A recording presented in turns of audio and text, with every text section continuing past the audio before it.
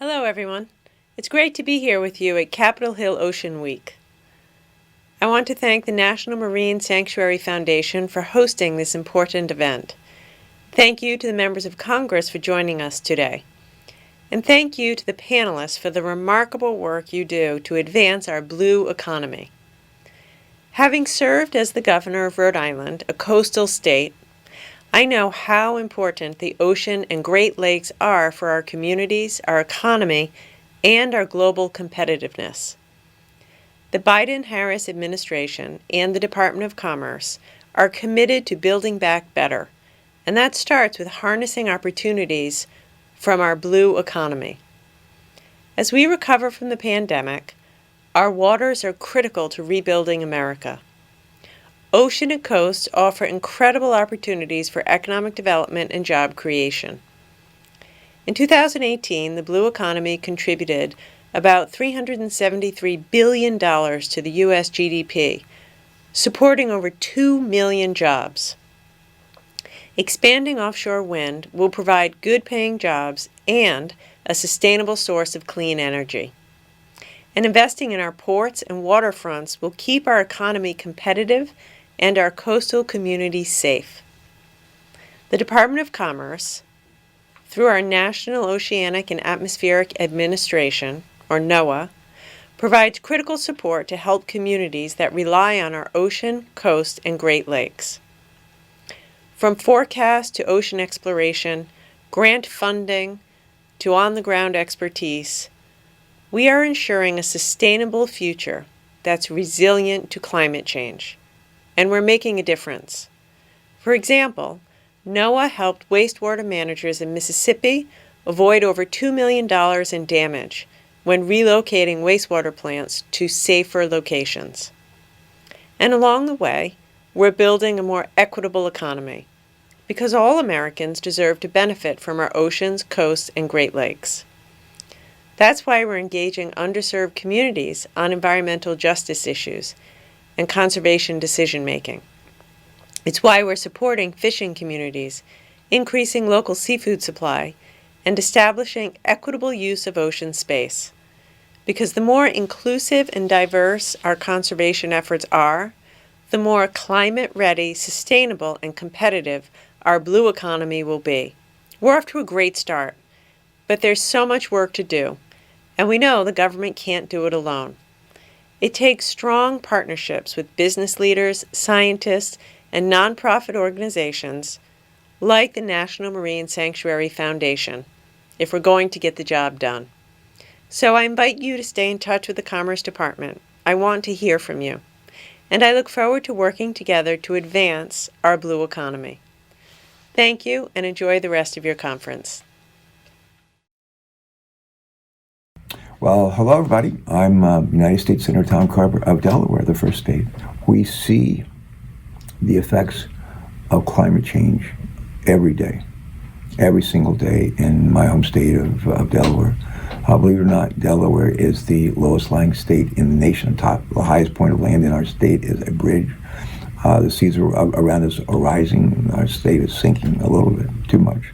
But that threatens our beaches. We have a lot of five-star beaches. It threatens our coastal communities and all of those who depend on them. And that's one of the reasons why I'm focused on working with the new administration and my colleagues, Democrat and Republican, and folks across the country to act on climate.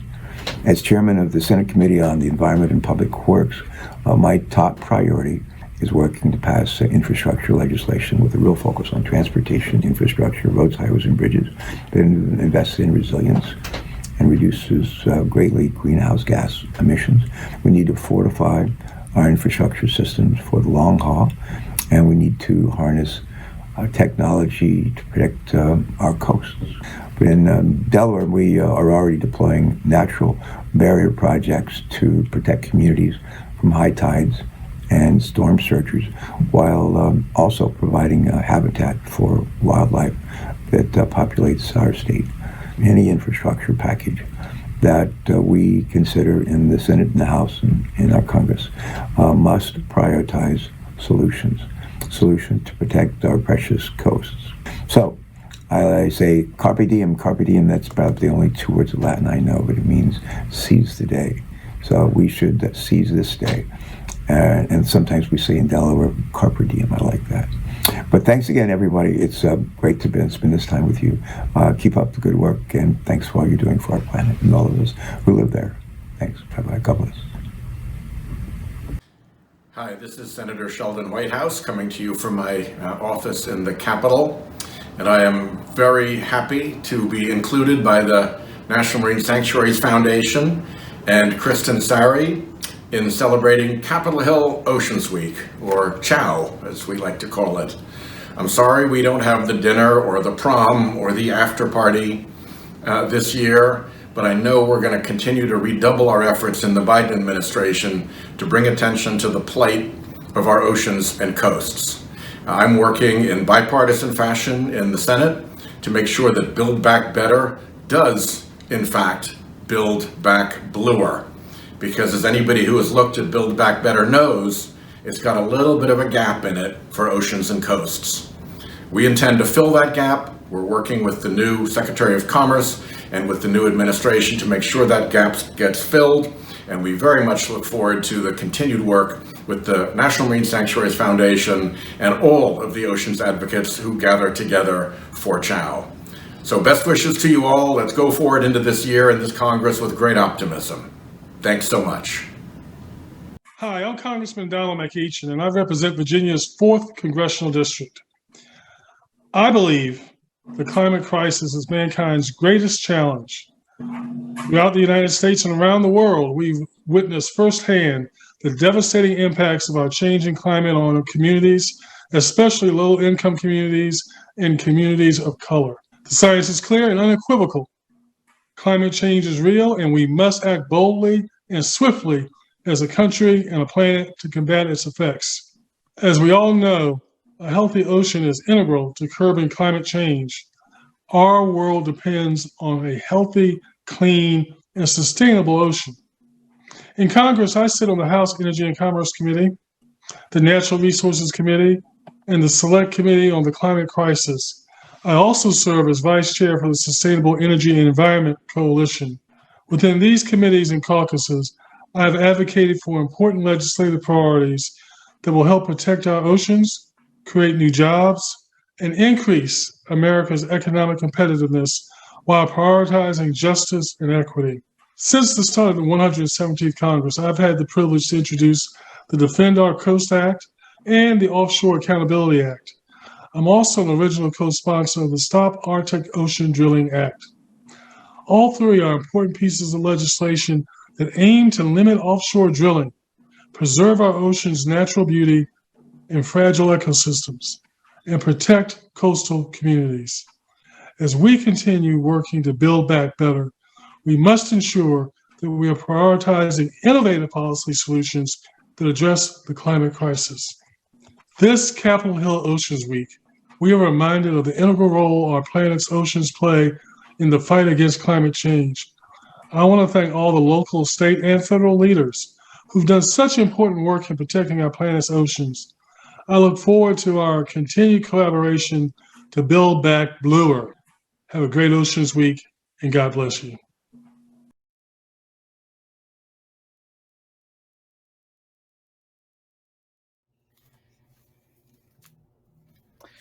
Good morning, good afternoon, good night, wherever you're tuning in.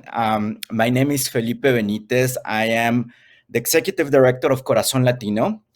I am a proud dad, an immigrant, and I'm also the founder of an organization that seeks to reconnect Latino communities of color with nature, with oceans, with our Madre Tierra.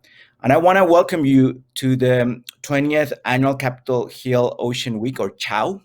And thank you for all of these great messages that we've heard. Thank you to the National Marine Sanctuary Foundation, and most important, thanks to my panelists that I'm very blessed. I'm very honored to be leading this conversation. I am speaking to you from the ancestral lands on the getting a little bit of from the Odaham Tohono O'odham, so apologize, Tohono O'odham ancestral lands in southern Arizona.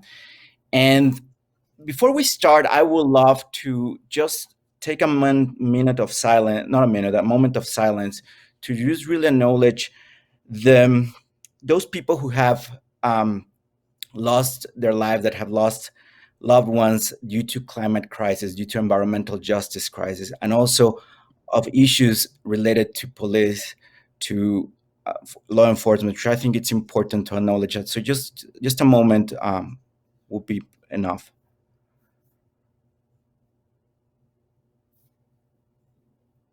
Thank you. So let's get started. I want to let my fabulous panel to introduce themselves.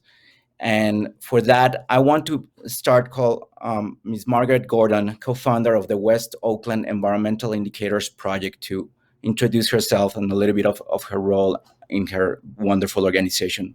Ms. Margaret.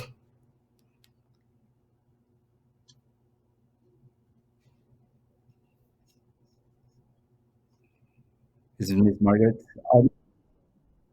Okay, we'll solve the issues. My next panelist I would love to introduce herself will be Taisha Adams. Taisha, would you mind introducing yourself, your organizations, and the wonderful work that you're doing? Absolutely. My name is Taisha Adams. I use she, her pronouns. I'm zooming in from the land of the Ute and Arapaho, also known as Boulder, Colorado. And I am here representing Outdoor Afro, where Black people and nature meet and lead. Our organization has been around for over 10 years, and we are in 36 states across the country. And our mission is simple: to inspire and to celebrate those connections to nature and the stewardship of nature by connecting Black people. And when we say connect, spoiler alert, I'll unpack that later, what we mean by connect.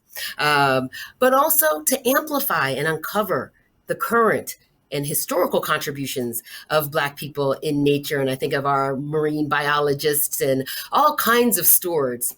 And then lastly, protecting and enhancing our lands, wildlife, and waterways. And I'm really excited to join our panelists, my fellow panelists today, to talk about something that is near and dear to my heart as someone who grew up in Virginia and California and New York.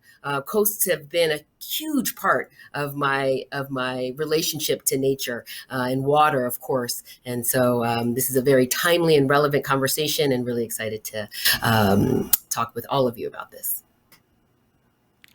Thank you very much, Taisha. I want to then pass the baton to Niels Bolgen, Program Director of the Massachusetts Clean Energy Center. Niels? Thank you, Felipe. Yes, good afternoon, everyone. My name is Niels Bolgen. I'm a program director at the Massachusetts Clean Energy Center. We usually go by the acronym MASS-CEC. We are a state public organization. Our mission is economic development, but it's limited to the clean energy space. We're sometimes called quasi-public. We're not part of the executive branch. So we have a board of directors. We have a little bit of more flexibility and independence that way in how we run our programs. But we do coordinate very closely with the executive branch. For example, the chair of our board of directors is the secretary, the governor's secretary for energy and environmental affairs. We also coordinate with other secretariats as well. So in clean energy, there are four primary areas that we're focusing these days. The first one is buildings. Transportation is the second one. Modernizing the electric grid is the third, to handle all the new technologies that are integrated with the grid these days. And the fourth is offshore wind. We've recently completed a sort of climate change management planning process in the Commonwealth of Massachusetts, and looking out to 2030 we have legislated goals or targets for greenhouse gas reductions, and going out to 2050, we're required by law to be at net zero. This planning process has especially highlighted the important role of offshore wind in meeting our clean energy future. That's the program that I work in at Mass CEC.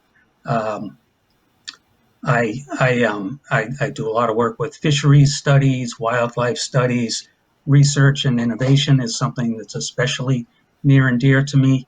But then to close it out, I have also worked extensively in the workforce development area. With offshore wind is a new industry coming to the Commonwealth and to the United States. It's a great opportunity for jobs. So we're running substantial programs in that area, and I can talk more about those as we get into it. Pleasure to be here. Thank you very much, Niels. As you can see, technology is playing a little bit of a trick with us, but we'll go on. Just know that we have two more guests, Ms. Margaret Gordon from the West Oakland Environment Indicators Project, and Mr. Roberto Viqueira from Protectores de Cuenca. So as soon as they jump in, we'll let them introduce themselves and catch up. But let's get started.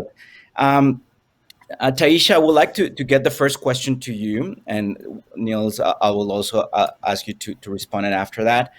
And the question is, how do you define racial equity, and what steps do you take to incorporate equity and inclusion in your work? Taisha? Excellent. Thank you for that question. I will say, at Outdoor Afro, we use 4 equity levers.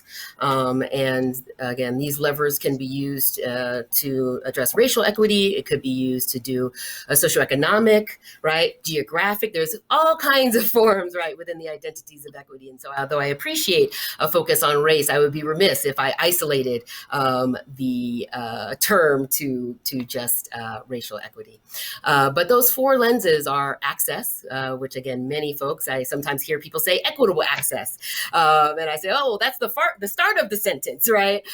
Because we know that access in isolation does not lead to equitable outcomes. I always remind folks of our work to desegregate. And there was a focus on access to public education. But we look now at our public education landscape and realize that only asking for access without representation, without meaningful participation, and that's more than a focus groups and interviews, right? That's really having agency, right? From access to agency, the power to make decisions. And then quality outcomes. And again, this is where racial equity can come into play, because you're looking for proportionate outcomes across racial and ethnic groups. That's where you're really going to catch it. Also in the quality of the experience, right? So having a park or access to waterways that are 10 minutes away, that's great, unless the quality of that access is not something I would want to be a part of, right? If the water is dirty, then that's not going to be quality access, right? And so those are the 4 levers that we really use to guide our work. But I would be remiss if I didn't bring up, because equity in the oceans and our Great Lakes, we're building on. We're not starting fresh. There have been decades, centuries of people that have been committed to issues of access, of representation. And remember, the diversity of the diversity, or within the diversity of representation, right? So as a Black organization that really focuses on Black Americans and Black American connections to nature, we understand the intersection with LGBTQAI+, with people with disabilities, right? With, the intersections, right? All of these, come together and need to be addressed. But I was looking at some of the research on equity of our oceans and outcomes and practice in marine science research that just came out in December 2020. And I loved how they addressed equity and the dimensions of equity. And one of the things that they talked about in these 3 dimensions, which I think are a beautiful complement to Outdoor Afro's 4 equity levers, which again are not ours. There's a strong evidence base for each of these equity levers. Again, we have been researching equity as we are defining it right now for at least 20, probably 30 years, right? And if we translate that term into its meaning, we've been researching and working towards equitable outcomes for all, since the founding of this country. And so I look to the equitable dimensions of not only looking at the outcomes, which I tend to focus on, as you notice in my intro, but also the process, right? Is it an equitable process? Bringing folks into a stakeholder meeting, right? Is that an equitable process, right? If they don't have that representation on staff or in leadership, those perspectives on staff and on leadership, so again, that process, and then the conceptual dimension, right? Understanding that equity requires that contextual lever, right? Our founder, Rue Mapp, was speaking yesterday, giving testimony around the Environmental Justice in Permitting Act. And we were talking about, obviously group sizes, and should we raise group sizes for different events and opportunities in water and elsewhere? And Rue beautifully responded by saying, it really depends on the context, right? Where are we talking about? Who is in this space? What is the history of this area, right? All of that is going to inform. And so, although I appreciate the ideas around scaling and replication and those kinds of things, it's critical to understand this conceptual piece. You can give the plans to build a house to everyone, but if they don't have that contextual understanding, they're going to fail. Right. So those are some of the ways. And again, how does that relate to our work in Outdoor Afro? It presents itself in how we look for our volunteer leaders. It presents ourselves in the ways that we, engage with nature, recognizing that there are many ways to engage, right? We don't have to do deep sea diving and do a paddle trip and go on a canoe thing, right? We could just go there and watch birds, right? We can have a meal with our family, right? So recognizing the expansiveness and making sure that we're offering a wide portfolio of options and letting our communities know across the country of the amazing other organizations that are doing work, right? We're not the only ones. There's so many. So really shining a light. And again, ensuring that we have quality and experiences. And we do that by relationship building. People do programs. People make reports, right? So how do we nourish those relationships with land and water managers, with outfitters, with land management agencies, et cetera? And that's got to be ongoing touch points, right? It's not coming to one meeting, right, or 3 meetings, but really looking for those opportunities to have ongoing, meaningful engagement. I know I went over my time, so I apologize, but thank you so much for the opportunity. No, that's perfect. And I would just like to add to what you said, that there's no right or wrong way to engage with nature. There's just different ways to engage with our Madre Tierra. So I really commend what you're saying, because in addition to what you just mentioned with Corazón Latino, we make sure that we bring down barriers of entries, and we create experiences that are culturally relevant and linguistically relevant. So that's just something that I wanted to add. And Niels, with your permission, I would like to pass the talking the microphone, the virtual microphone, to Ms. Margaret Morgan, who just Margaret Gordon. I apologize, Margaret Gordon, who just joined us. And first, let her introduce herself, her work, and Ms. Margaret, if you will answer to the same question that we posed to Taisha, and then we'll ask Niels, which is, how do you define racial equity, and what steps do you take to incorporate equity and inclusion to your work? So again, an introduction, and if you could address this first question, we will greatly appreciate it. Okay. Good morning, everybody. My name is Miss Margaret Gordon. I am the founder and the co-director of the West Oakland Environmental Indicators Project here in Oakland.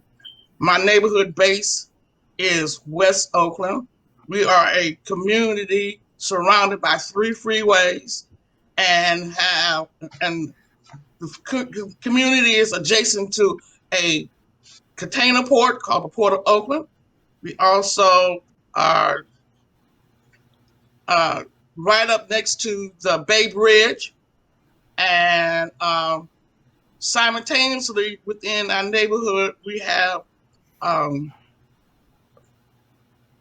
port-related magnet sources to business such as trucks, trains,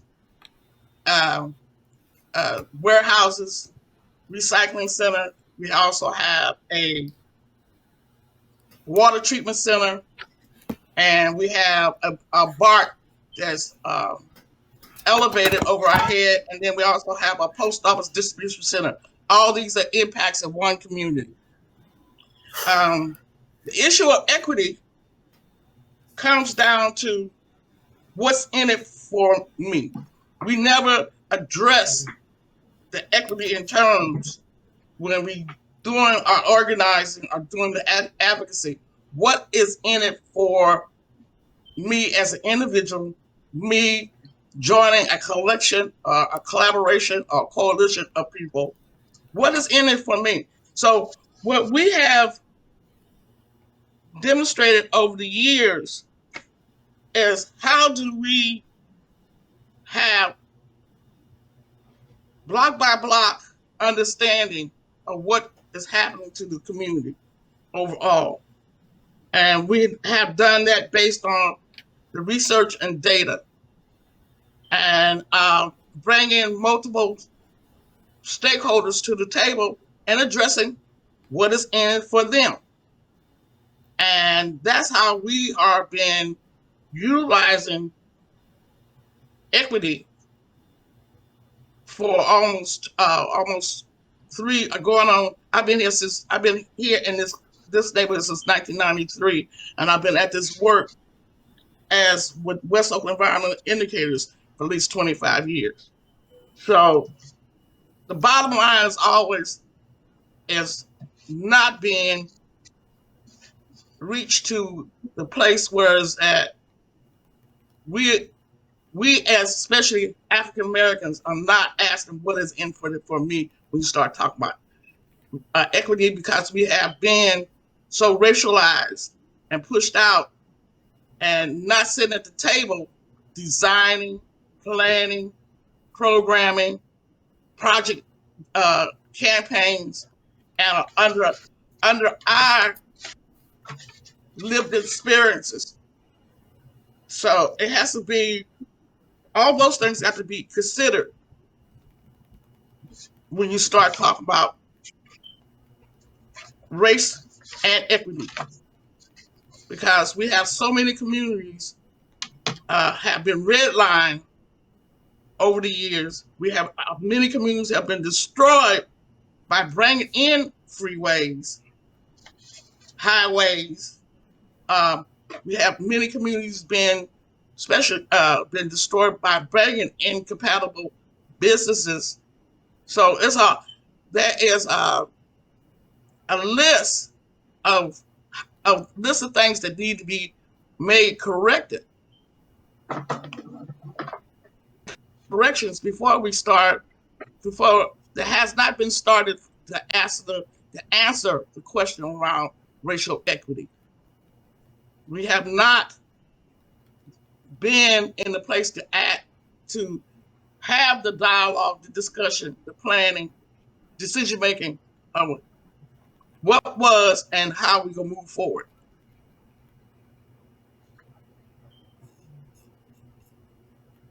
Thank you, Ms. Margaret.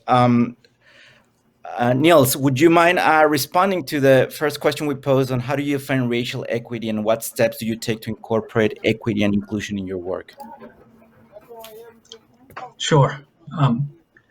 Two-part question. That first part, even when we talked about it, a few days ago, how to define racial equity, I found that's a tough one, and I don't want to try to sort of completely define it, but I do want to offer one thing that I think is consistent with one of the things that Taisha was saying. Is like something that I've learned over the last few years. Equity is not simply saying the door is open to all, or not discriminating in one way or the other.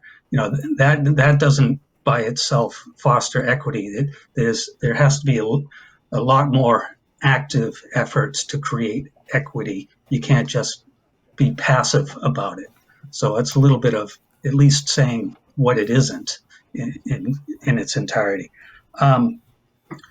So what we're doing at Mass CEC, certainly, at Mass CEC and throughout the Commonwealth of Massachusetts and state government, there's been renewed emphasis, expanded emphasis on the concepts of diversity, equity, and inclusion. It goes for the executive offices, and we've been active at it at Mass CEC.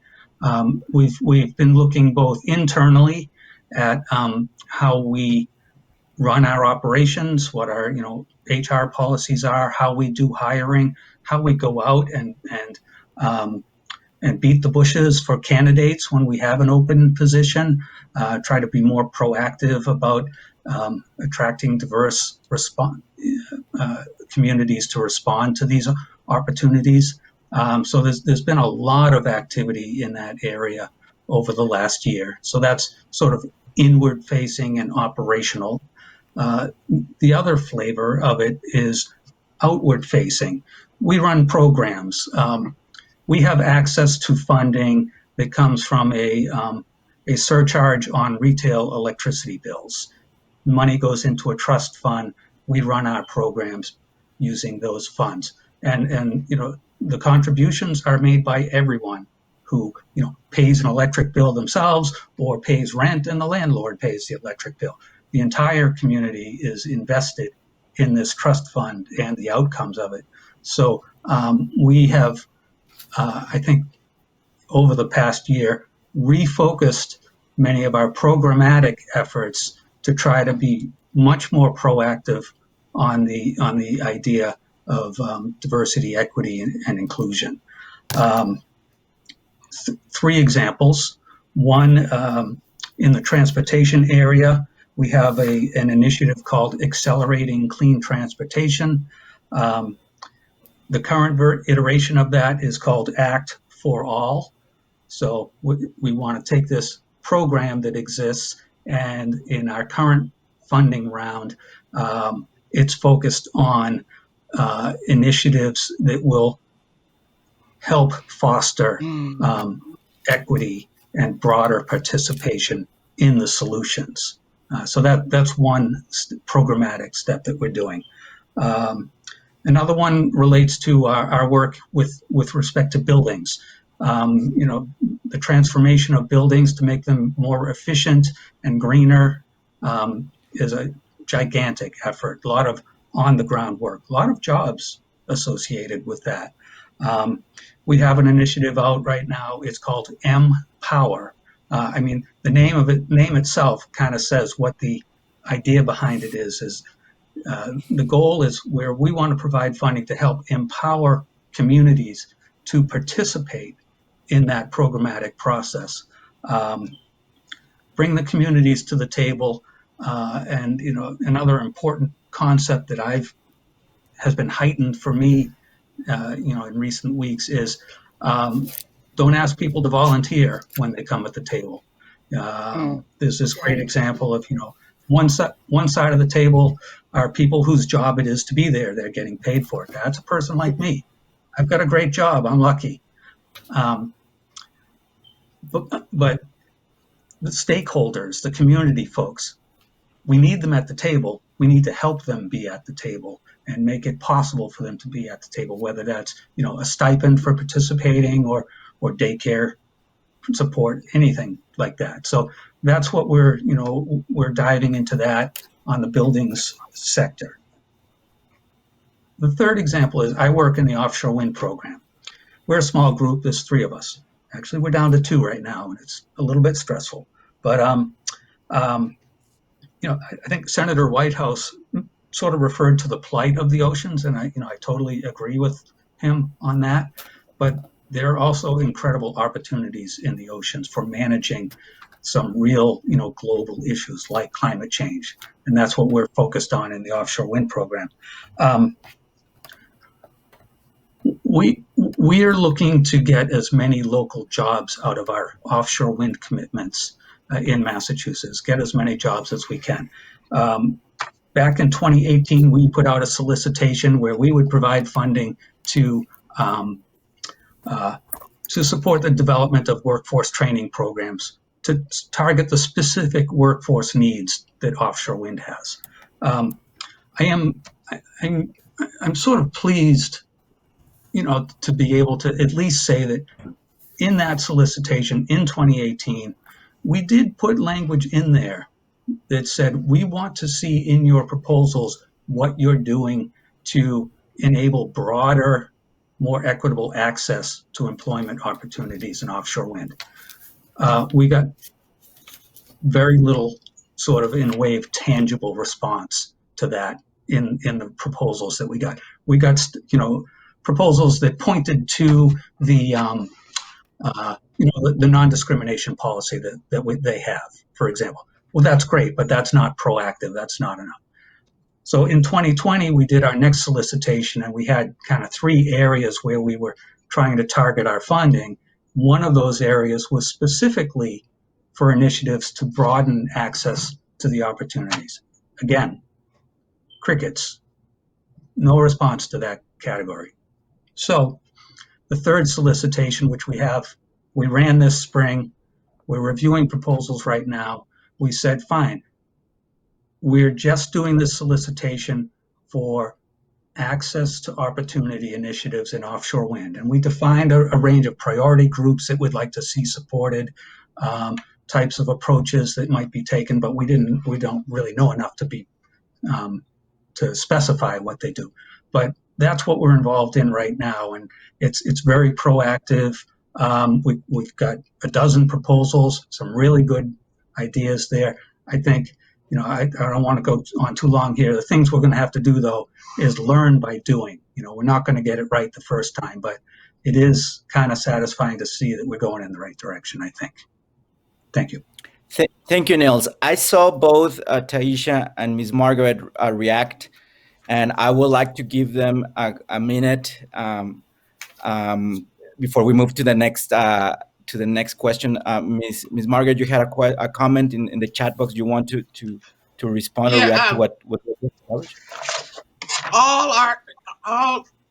Everyone who is not receiving a salary from an agency or organization that comes to our table from the community, we do stipend them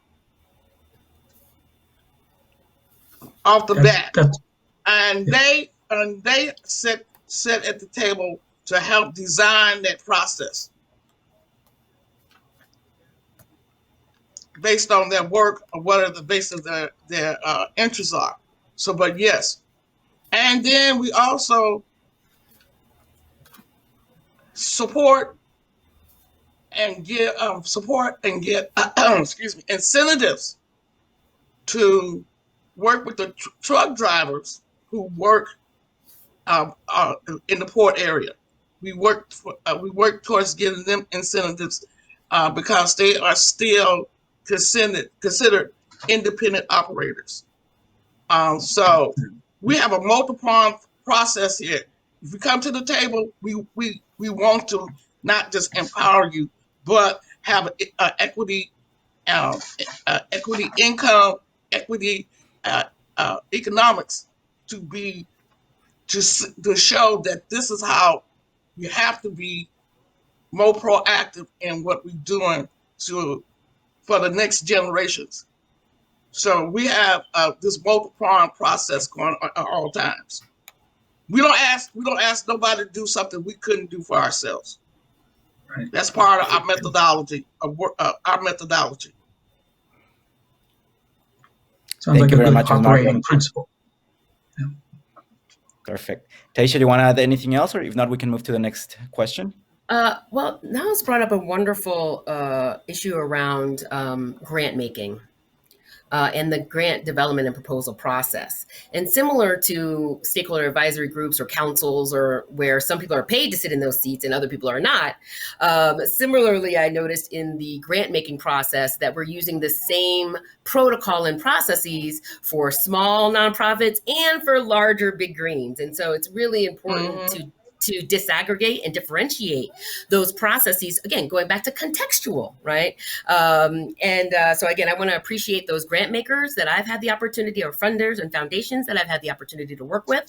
And I encourage our agencies and other organizations to reimagine our grant making processes, protocols, timelines, length of time, reporting requirements, all of those things, right? I've noticed that there is incredibly high barriers, bureaucratic barriers for very small amounts of money, like 5,000. You got to do all this paperwork. But if I have 1 million, right, I get to do like not that much paperwork, right, comparatively. And again, it goes to the lift. When I have 1 million, the capacity of that organization is higher. When I have 15 or 5, it's lower. And so again, those burdens are essential. I also want to talk about equity as it relates to research and lift up Why Am I Always Being Researched guidebook, which provides guidance for community members, for foundations, and for researchers on how we can reimagine how, who, where research happens, who conducts it, incorporating traditional ecological knowledge and validating that knowledge of all peoples who have been on these lands for hundreds of years and thousands of years. So again, I appreciated that reminder about the grants and funding. Many agencies are also doing grant making and making sure that those grant processes are equitable. I also would be remiss if I did not mention the wage gap. Black women make 54, 56. I don't know. I hope it's gone up. But last time I looked, it was 56 cents on the dollar to white men doing the same job, right? And so when we're talking about racial equity, we're also looking at our HR systems and ensuring that we're looking at promotions. We're looking from the rooter to the tutor, my grandma would say. Thank you. Perfect segue to our next question, and I like to ask my fellow panelists if we can get our answers to 3 minutes, so we have an option to if there's any questions from the audience. And about I think we were all very excited when we heard about the executive orders allocating or establishing a minimum of 40% of investment in this Rebuild Better, infrastructure initiatives from the federal government that will go to communities that are in the front line, that have been impacted. But then it's okay, and how do we do that? How do we make sure that it's not the same people making the decisions and telling us what's good or right or wrong for our community, which obviously will not work? How do we really implement? How do we make this a meaningful from a federal government perspective? So on that, from that point of view, knowing that we have a lot of decision makers or people that can influence these decision makers, what are the lessons learned? What can we tell them? Do ABC or consider this when making those decisions, because those decisions are going to come in the next months, hopefully in the next few years, and it is a historic opportunity to get it right, but we have a long way to do it. So Ms. Margaret, I want to start with you. What would be your recommendations? What are the lessons learned that we want to tell federal agencies, government agencies, to get it right? Let me start from a process that we had here in West Oakland. The former military base called the West Oakland Army Base was being converted into a redevelopment for the city of Oakland and for the port of Oakland. For 8 years, we could not get the city or the port to sit down and talk about the public health implications for building out this new logistics center between the city and the port of Oakland. So we had to take a very risky step and file a federal compliance complaint against the port and the city because they got federal dollars for this project. And with that came a resolution that they had to develop a public participation process within the city of Oakland, within the port of Oakland, on anything that they're doing that will do as part of an expansion or expansion or designing anything, that they had to come to the community and achieve certain levels, achieve those levels of communication that talked about public health and their operations. So just recently, most recently, they put out that in the state of California, you have to do an EIR on any type of project that's related to a port or internal into a city.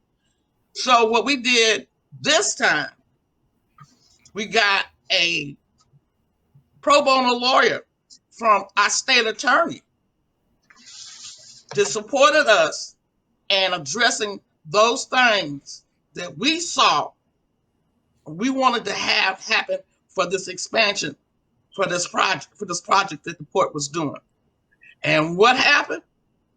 Once that lawyer gave documentation that these things they had to do, they backpedaled. We created a new space to have talk about public health and the impacts from the port into West Oakland. So we've been using that as one of our new models. One of our new models. When we have to, we will bring the lawyers in. Then the last thing that we have also, we have developed over the years this collaborative model of consensus. And I think each community has to find how they're comfortable interjecting themselves with regulatory funders, researchers, academia, students. I don't care who it is, they want to come to the table and want to be addressing some idea, some campaign, some project, some program, some initiative. How do you shape that table? So we have been able to shape our table built on a partner agreement. We just don't say yes, no. We have a preconceived idea, preconceived process of how you gonna come to the table and work with West Oakland environmental indicators and have accessibility to the community, because we've been doing this so long. So it's not so to achieve those things, it's not one size fit all. But you have to be able to come in with your own parameters. You got to come in with your own methodology. And then at the end of the day, those who stay and will struggle with you for having unity or a united table, is you can start building a relationship. You can start building trust. But you got to set the table in such a place where they clearly understand when they come to that table, we have clear ideas what we want from you, not just from us, but from the community. So that having that, and also having the research and the data, has given us these things to be able to balance out how we gonna move, how we going to deliver, how we gonna have our outcomes, how we write our grants, who is coming to the table, who is not coming to the table. Like I said, people got to understand, how do you set your table? Not let somebody be on somebody's menu, but you set your table and you set your menu. I don't care what it is. I don't care if it's dealing with coal, it's dealing with the ocean, it's dealing with a facility, whatever. Because everybody's conditions are different. From working in the Central Valley with pesticides as a farm worker, and all dealing with the incinerators that they put in those communities. You have to be able to how to address your table and how to set the table, and that's the most simplest way I can put it. But the community has to be at the forefront of setting that table. Thank you very much, Ms. Margaret. Niels, we're on time, but I would love to hear. We heard a lot from your previous participation. But any additional thoughts you may have? Sure. Just in terms of what we've learned in terms of working with the federal government, I think I've been in the role I've been in with offshore wind. I think compared to the other areas we work in, we have more engagement with the federal government than any of our other programs, perhaps. What we've learned is partnerships and collaboration are a real key to success. With offshore wind, there's federal policy for leasing the areas because they're in federal waters, but the states create the market.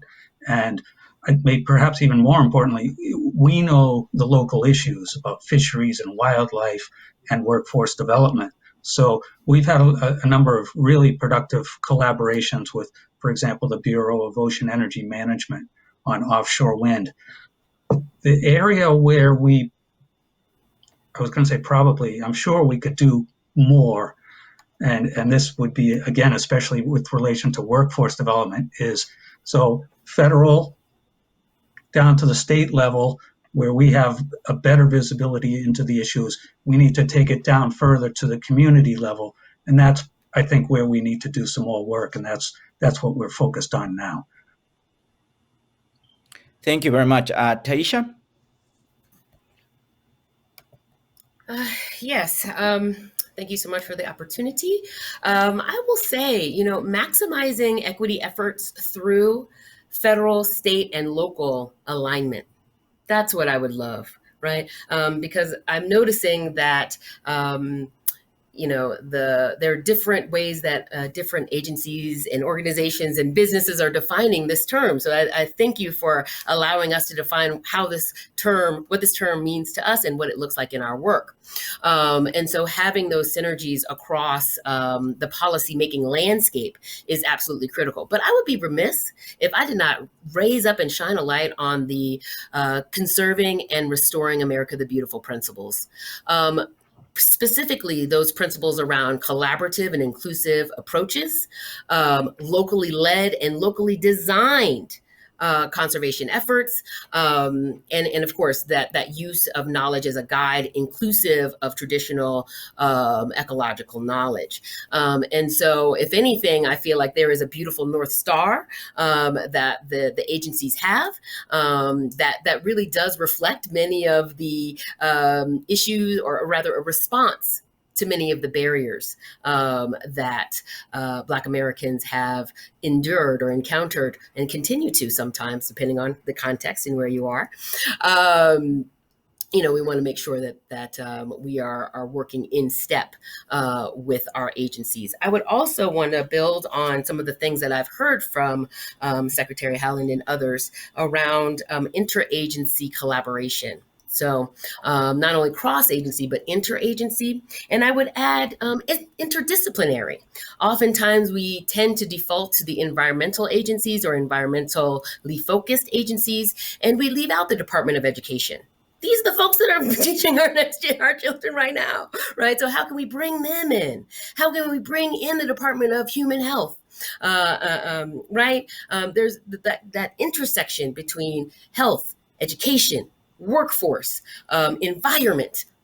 We can't lose sight of this bigger picture. And I think what the federal government can do and the administration can do is to help us see across all of these complex organizations and agencies to really see that broader picture, and anchoring in these principles is also absolutely critical.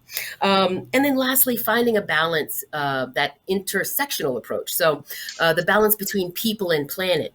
It's very difficult to come to my Auntie Sandra in the coasts of Georgia and ask her about nature-based solutions, or ask her about, right, that puts her off. But if we can first build that relationship and love, right, of our waterways, then we can build and grow into that conversation around stewardship. But you can't steward something if you don't care about something. And again, Black people, surfing off the coast of Africa in 1640, first Black marine biologist in the 1909. I think he got his degree in 1920 sometime.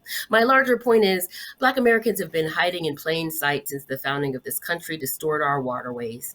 And we want to continue to serve and walk in step with all Americans and our visitors and those who walk on this land or who have walked on these lands. So thank you so much for the opportunity to speak.